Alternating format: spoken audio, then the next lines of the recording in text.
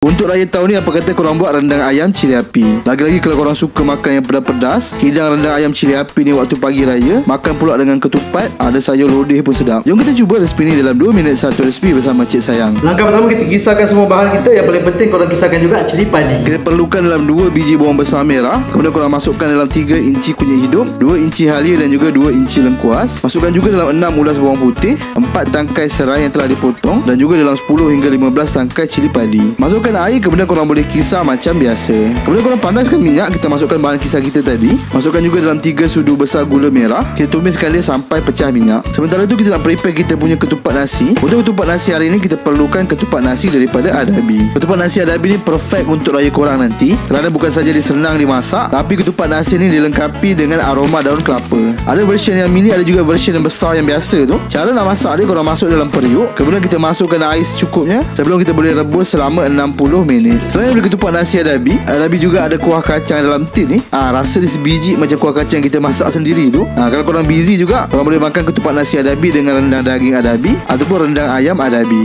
Semua bahan ni boleh dapatkan di pasar raya terdekat ataupun di kedai online Adabi. Bila bahan tumisan kita dah pecah minyak, kita boleh masukkan 1 ekor ayam, 2 keping asam keping, dalam 1 kotak santan. Kemudian korang masukkan juga dalam 3 sudu besar kerisik. Lagi banyak kerisik lagi sedap. Taburkan 1 genggam daun kunyit yang telah diiris. Lepas tu kita gaulkan sekata. Untuk rendang ni saya tak masukkan air, sebab nanti air daripada ayam tu akan keluar. Sambung masak sampai ayam tu masak. Bila nak dekat masak, korang masukkan garam, sedikit perasa, dan last sekali taburkan irisan daun kunyit lagi. Kemudian korang bolehlah makan dengan ketupat Adabi tadi dan rendang ayam cili api. Selamat mencuba. Jom follow kami untuk lebih banyak resipi menarik.